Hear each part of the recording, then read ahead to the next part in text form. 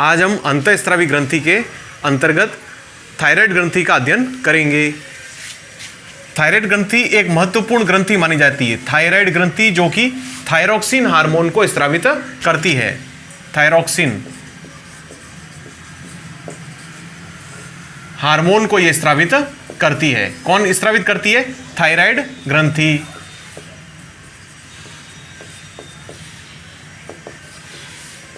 ठीक है, यह जो हार्मोन है वो आयोडीन तत्व के प्रभाव से निष्कासित होता है। यह हार्मोन आयोडीन के प्रभाव से स्रावित होता है।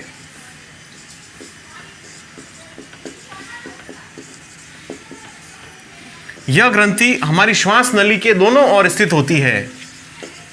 श्वास नली के दोनों ओर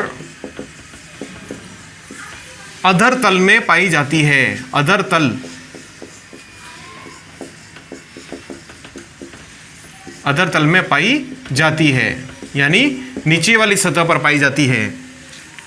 अब थायराइड ग्रंथि जो हार्मोन स्रावित करती है उस हार्मोन का नाम है थायरोक्सिन हार्मोन।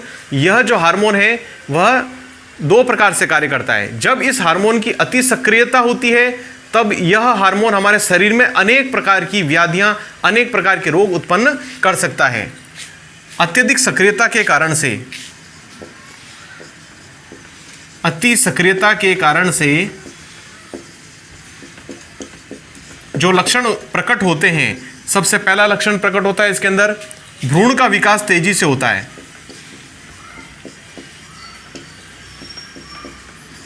भ्रूण का विकास तेजी से होता है।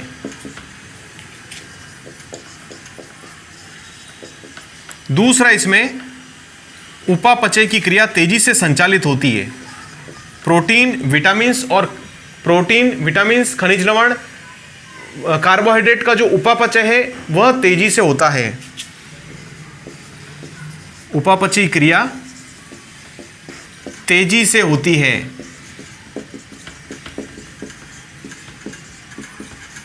इसके अंदर जो तीसरा पॉइंट है महत्वपूर्ण, उपापचय की क्रिया तेजी से होती है। तीसरा है इसके अंदर शरीर का ताप बढ़ जाता है।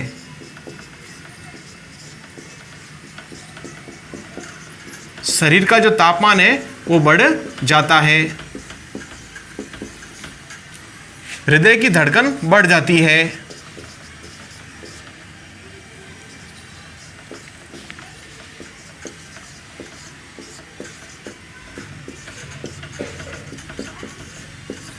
जो हृदय है वो तेजी से धड़कने लग जाता है। फिर उसके बाद पांचवा पॉइंट है रक्तचाप बढ़ जाता है।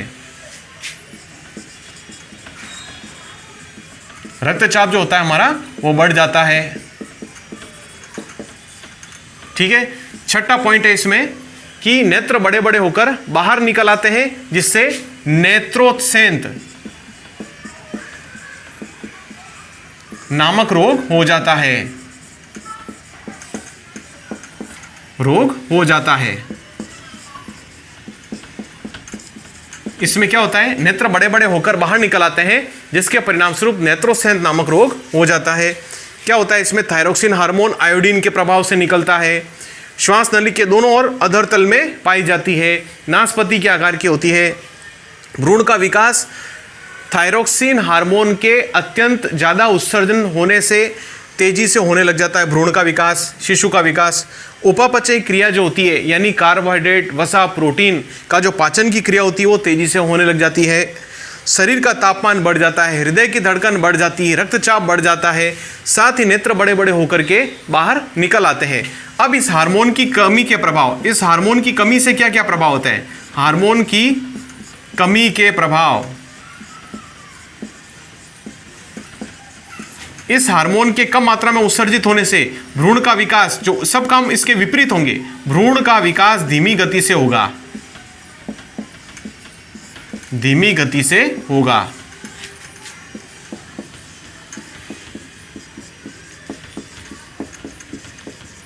ठीक है, इसमें जो भ्रूण का विकास होता है धीमी गति से होता है। उपापचय क्रिया धीमी पड़ जाती है या कम हो जाती है। धीमी हो जाती है। ठीक है, शरीर में सुस्ती एवं आलस रहता है, मोटापा बढ़ जाता है, शरीर का वजन बढ़ जाता है, वजन बढ़ जाता है। ठीक है, उसके बाद में है शरीर सुस्त एवं आलसी हो जाता है, आलसी हो जाता है तथा त्वचा का रंग पीला पड़ जाता है, त्वचा का रंग पीला पड़ जाता है इसमें।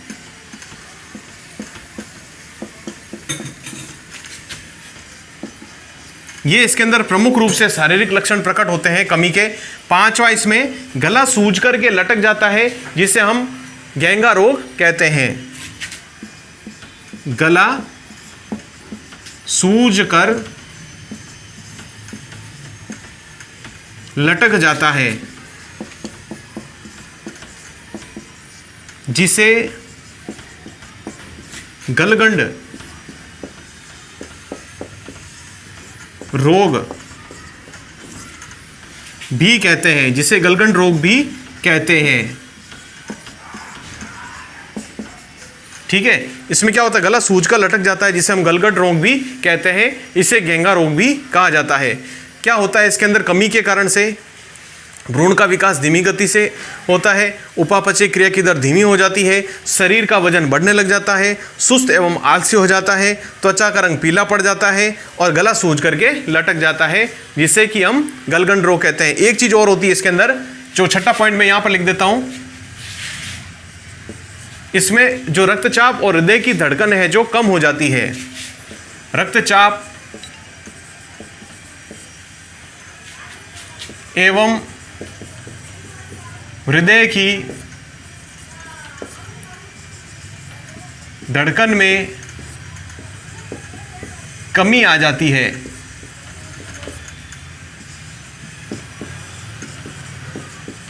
इसमें क्या होता है, रक्तचाप एवं हृदय की जो धड़कन है उसके अंदर कमी आ जाती है। तो ये सारे के सारे लक्षण इसके अंदर प्रकट होते हैं। तो एक बार आप इसका स्क्रीनशॉट ले लीजिए।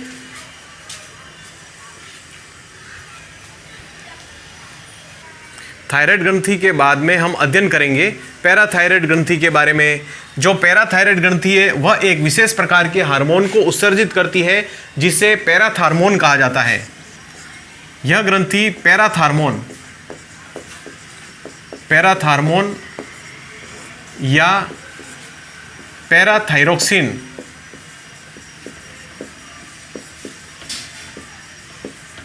जो हार्मोन है उसको स्रावित करती है, उत्सर्जित करती है। पैराथायरोक्सिन हार्मोन को उत्सर्जित करती है। यह जो हार्मोन होता है वह हमारे रक्त के अंदर फास्फोरस एवं कैल्शियम की मात्रा को संतुलित करता है। यह हार्मोन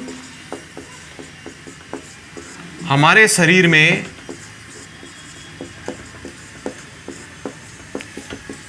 कैल्शियम एवं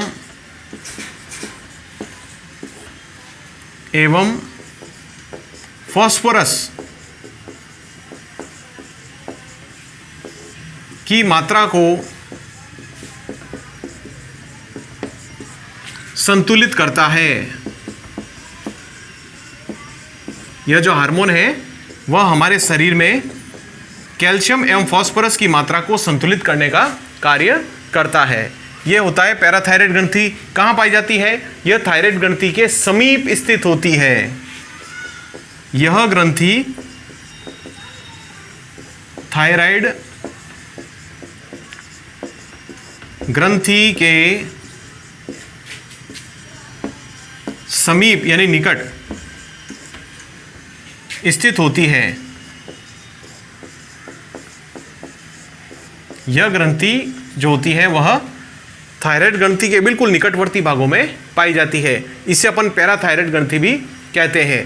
फिर जो अपने नेक्स्ट जो महत्वपूर्ण इसके अंदर ग्रंथि आएगी वह आएगी आपके पीनियल ग्रंथि। पीनियल ग्रंथि यह ग्रंथि एक विशेष प्रकार के हार्मोन को स्रावित करती है। इस हार्मोन का नाम है मिलेटोनिन हार्मोन। ये मिलेटोनिन हार्मोन को स्रावित करती है।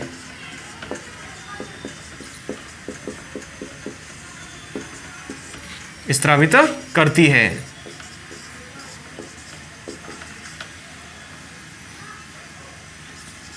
यह मिलेटोनिन हार्मोन को स्रावित करती है। यह हार्मोन हमारे निद्रा एवं विश्राम अवस्था के अंदर नींद को संचालित करता है। यह हार्मोन दिमाग को रिलैक्सेशन यानी कि दिमाग को आराम प्रदान करता है। हमारे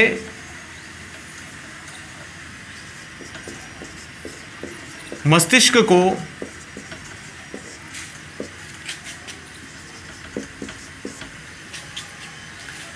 आराम प्रदान करता है।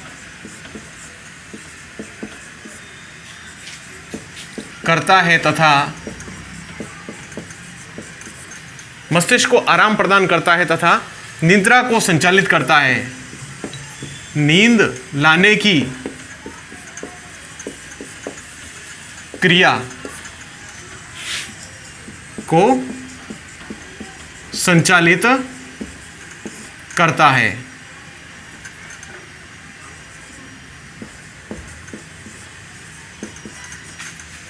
यह हार्मोन आराम प्रदान करता है तथा नींद लाने की क्रिया को संचालित करता है। फिर इसके बाद में मिलेटोनिन के बाद में जो एक महत्वपूर्ण हार्मोन जो स्रावित होता है, जो महत्वपूर्ण ग्रंथि पाई जाती है, उसका नाम है एड्रीनलिन ग्रंथि। एड्रीनल ग्रंथि, इसका एक नाम भी है, इसे अधिवृक्क ग्रंथि भी कहते हैं। अधिवृक्क ग्रंथि भी कहते हैं।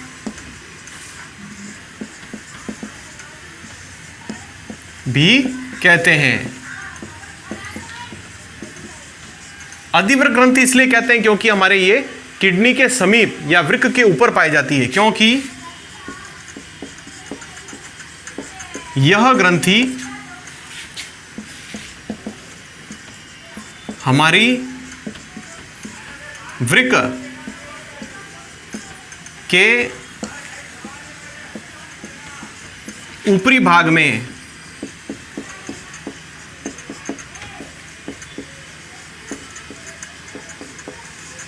यह ग्रंथि कहाँ पाई जाती है? हमारे शरीर, हमारे जो किडनी है उसके जस्ट ऊपरी भाग में पाई जाती है।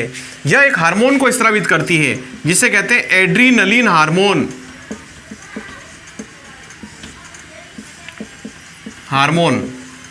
यह हार्मोन मुख्य रूप से दो प्रकार का होता है। एक तो एड्रीनलिन हार्मोन, एक होता है नॉर एड्रीनलिन हार्मोन। एक हार्मोन है एड्रीनलिन हार्मोन,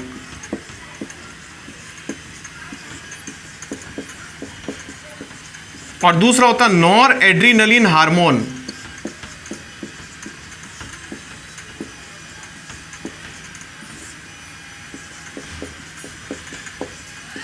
यह जो दोनों हार्मोन होते हैं वह संकटकालीन परिस्थितियों का सामना करने के लिए तैयार करते हैं। यह हार्मोन हमें संकटकालीन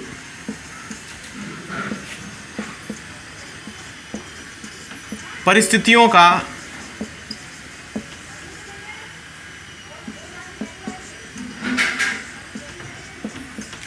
सामना करने के लिए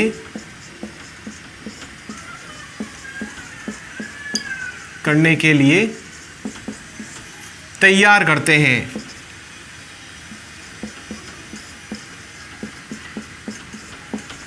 यानी संकटकालीन परिस्थितियों का मुकाबला किस प्रकार से किया जाए उसके लिए हमें तैयार करते हैं। संकटकालीन परिस्थितियों के अंतर्गत ये हमारी श्वसन दर को, हमारे रक्तचाप को और हृदय की धड़कन को भी नियंत्रित करने का कार्य करते हैं। मान लेते हैं कोई व्यक्ति फुटबॉल का मैच देख रहे होते हैं या कुछ खेल रहे होते हैं तो उनकी दिल की धड़कनें अपना आप तेज हो जाती है। यह एड्रीनलिन हार्मोन के प्रभाव से होती है। यह एड्रीनलिन हार्मोन जो होता है वह एड्रीनल ग्रंथि के माध्यम से स्रावित होता है। फिर हम पढ़ेंगे एक अत्यंत महत्वपूर्ण जो दूसरी ग्रंथि है। इस ग्रंथि का जो नाम है वो है थाइमस ग्रंथि। जो थाइमस ग्रंथि, इसको मैं आपको शॉर्टकट में बता देता हूँ। जो थाइमस ग्रंथि है वह थाइमोसिन थाइमोसिन नामक हार्मोन को स्रावित करती है। यह हार्मोन जो होता है वह मुख्य रूप से हमारी दैनिक जीवनचर्या को संतुलित करने का कार्य करता है। ये ग्रंथि बाल्यावस्था में सक्रिय होती है। यह जो ग्रंथि होती है बाल्यावस्था में सक्रिय होती है, लेकिन धीरे धीरे युवावस्था में निष्क्रिय हो जाती है। युवावस्था जैसे जैसे बड़ा होने लग जाता है, युवावस्था में निष्क्रिय हो जाती है, यानी किसी काम की नहीं रहती है। और यह हमारी दैनिक लय को संतुलित करने का कार्य करती है। जैसे उठना, बैठना, जगना, ये सभी क्रियाएं निश्चित समय पर संचालित होती है। ये सभी जो क्रियाएं होती है वह थाइमोसिन हार्मोन के प्रभाव से ही होती है। और यह हार्मोन किसके प्रभाव से होता है? थाइमस ग्रंथि के माध्यम से संचालित होता है। थाइमस ग्रंथि के माध्यम से ही थाइमोसिन हार्मोन को स्रावित किया जाता है। इसके बाद में जो दो अन्य ग्रंथियां हैं, जिसके अंदर एक तो आती है आपकी, एक तो वृषण, जिसके बारे में हम पहले भी पढ़ चुके हैं। यह टेस्टोस्टेरोन हार्मोन को स्रावित करती है, जो नर के गौण लैंगिक लक्षणों जैसे चेहरे पर दाढ़ी मूंछ का निकलना, त्वचा का स्वक्त होना, आवाज का भारी होना और शुक्राणु का निर्माण आदि को नियंत्रित करने का कार्य करता है। और अंतिम है इसके अंदर अंडाशय ग्रंथि। जो अंडाशय ग्रंथि है, जो कि मादा जनन ग्रंथि होती है, ये प्रोजेस्टेरॉन और एस्ट्रोजन, ये एस्ट्रोजन एवं प्रोजेस्टेरॉन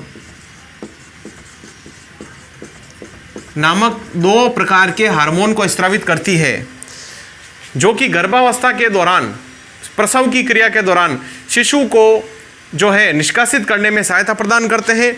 और साथ ही साथ ये मादा के गौण लैंगिक लक्षणों का भी विकास करती है, जैसे कि अंडाणुओं का निर्माण करना, स्तनों का विकास करना, ऋतुस्राव को संचालित करना, त्वचा का मुलायम होना, शरीर पर बालों की कमी होना। तो इस प्रकार से हमारा ये पार्ट पूरा कंप्लीट हो जाता है। आप इसका स्क्रीनशॉट ले सकते हैं।